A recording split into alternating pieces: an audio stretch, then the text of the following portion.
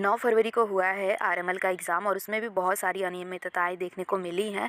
दोबारा से एग्ज़ाम होगा 7 सेंटर का, ऐसा सुनने में आ रहा है। इसके बाद भी अगर ज़रूरत पड़ी तो पूरे एग्ज़ाम को कैंसिल करके दोबारा से एग्ज़ाम हो सकता है। हालाँकि चांसेस इसके बहुत कम है कि दोबारा से आरएमएल एग्ज़ाम करवाएगा। सिर्फ़ उन्हीं कैंडिडेट के एग्ज़ाम दोबारा से होंगे जिनके एग्ज़ाम सही से कंडक्ट नहीं हो पाए थे। और इसके बाद है एसजीपीजीआई का एग्ज़ाम, जो कि 18 तारीख को होने वाला है। जिन लोगों ने भी अपना एग्ज़ाम पूरा देने के लिए तैयारी नहीं कंप्लीट कर ली, वो जल्दी से जल्दी अपनी तैयारी कंप्लीट कर लें। उसके बाद आपका सैफई का भी एग्ज़ाम होने वाला है। तो बैक टू बैक यूपी में बहुत सारी वैकेंसीज़ आ चुकी हैं। जिनका अभी तक कहीं पे भी सिलेक्शन नहीं हुआ है, वो अपने कमर कस लें कि इस बार आपको सिलेक्शन लेके ही रहना। जो लोग संविदा पे हैं वो लोग परमानेंट जॉब पे फोकस करें, और जो अभी कहीं पे भी जॉब नहीं कर रहे हैं उनके लिए दोनों अपॉर्चुनिटी है। संविदा जॉब में भी ट्राई कर सकते हैं और परमानेंट जॉब के लिए भी अपना बेस्ट दे सकते हैं। इसके बाद एसजीपीजीआई की वैकेंसी आ चुकी है। डिफरेंट जो भी मेडिकल कॉलेज है यहाँ पे लिस्ट दी गई है। यूपी में जितने भी ऑटोनॉमस मेडिकल कॉलेज है यहाँ पे लिस्ट दी गई है, उनकी वैकेंसीज आ चुकी हैं। एसजीपीजीआई को जिम्मेदारी दी गई है एग्ज़ाम कंडक्ट करवाने की। तो एसजीपीजीआई का गाइडलाइन जो है वो अपने हिसाब से एग्ज़ाम करवाएगा। तो 50 बेडेड हॉस्पिटल्स का एक्सपीरियंस चाहिए जेएनएम के लिए, और बीएससी नर्सिंग के लिए कोई भी एक्सपीरियंस नहीं चाहिए। इस वैकेंसी से रिलेटेड मेरे पास बहुत सारे कमेंट आ रहे थे, तो मैंने सारे कमेंट को इंक्लूड करके ये वीडियो बनाया है। वीडियो बहुत ही इंपॉर्टेंट है, तो लास्ट तक जरूर देखें। वीडियो पसंद आया तो वीडियो को लाइक करें, ना पसंद आया तो डिसलाइक का ऑप्शन भी है। चैनल को हमारे सब्सक्राइब नहीं किया तो सब्सक्राइब कर सकते हैं। सबसे पहले नोटिफिकेशन की पीडीएफ है, यहाँ पे देख सकते हैं कि staff nurse recruitment at state medical college स्व साई राज्य चिकित्सा महाविद्यालय जो भी है मेडिकल कॉलेज है, वहाँ पे ये वैकेंसी निकाल दी गई है। और उसमें सीआरटी होगा, कंप्यूटर बेस्ड टेस्ट होगा। यहाँ पे देख सकते हैं कॉमन रिक्रूटमेंट टेस्ट यहाँ पे होने वाला है। और इसमें यहाँ पे जिस भी डिस्ट्रिक्ट में आपको पोस्टिंग मिलेगी, यहाँ पे देख सकते हैं कि इतना जो है इसी डिस्ट्रिक्ट में इसी मेडिकल कॉलेज में आपको पोस्टिंग मिलेगी। इसमें कुछ इंपॉर्टेंट चीज़ें मैं बता देती हूँ कि इस वाले एग्ज़ाम में पहले जो एसजीपीजीआई की एग्ज़ाम होती थी वो इंग्लिश में होगा। जो आपका पहले वाला पेपर है वो इंग्लिश में होगा। पर यहाँ पे आप देख सकते हैं एक चीज़ है कि अगर इसका एग्ज़ाम होगा तो इंग्लिश और हिंदी दोनों में एग्ज़ाम होने वाला है।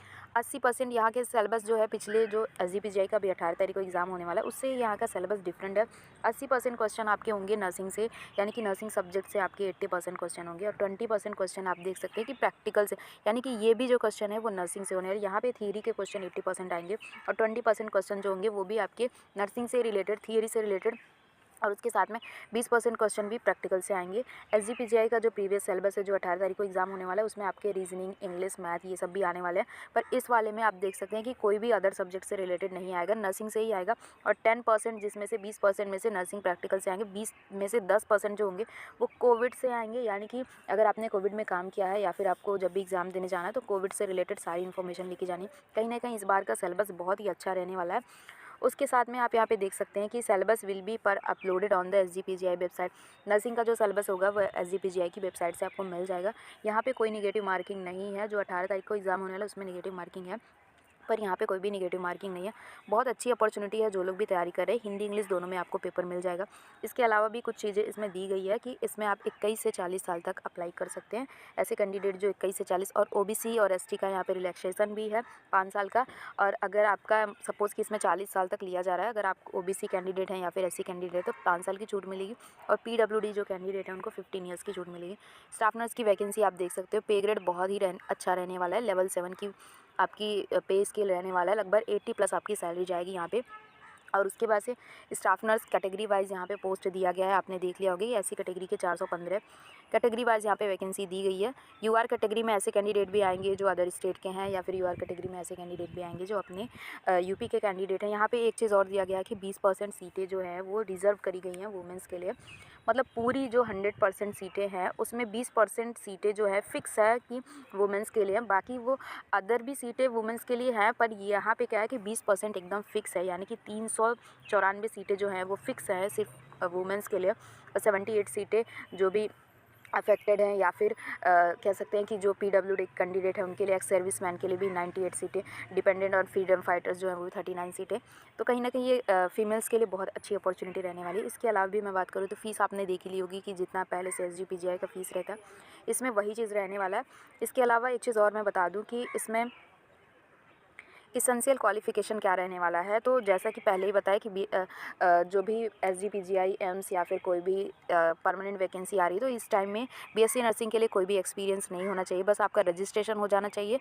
बीएससी नर्सिंग या फिर पोस्ट बेसिक किया है तो किसी भी एक्सपीरियंस की ज़रूरत नहीं है। लेकिन अगर आपने जीएनएम किया है तो आप जीएनएम के साथ में 50 बेडेड हॉस्पिटल का 2 ईयर का एक्सपीरियंस चाहिए।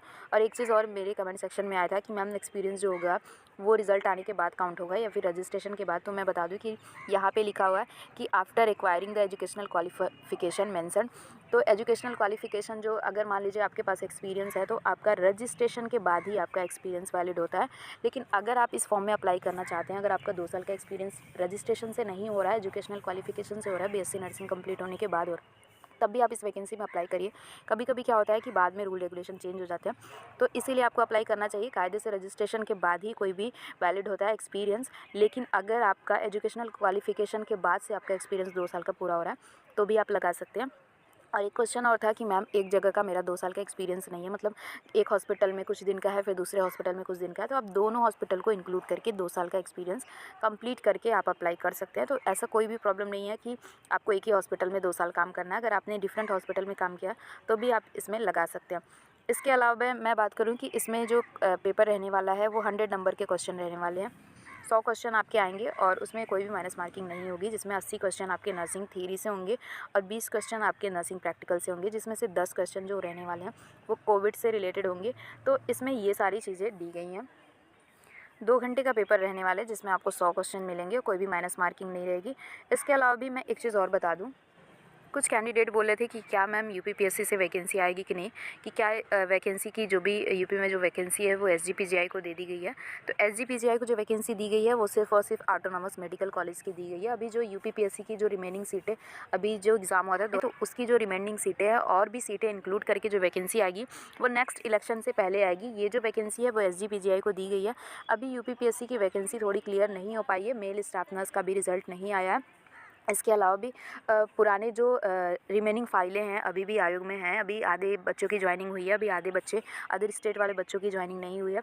अभी जो यूपीपीएससी की वैकेंसी है वो आएगी, पर जो नेक्स्ट इलेक्शन है मैं कह सकती हूँ कि 2024 या फिर 2025 में आपकी यूपीपीएससी से वैकेंसी आएगी और उसमें जीएनएम के लिए कोई भी एक्सपीरियंस की नीड नहीं होगी। इवन अगर आपके पास पुराना एक्सपीरियंस भी होगा तो उनके मार्क्स काउंट होंगे, पर एसजीपीजीआई में आपको जीएनएम के साथ एक्सपीरियंस की ज़रूरत होगी। ये सिर्फ ऑटोनॉमस मेडिकल कॉलेज के लिए वैकेंसी है।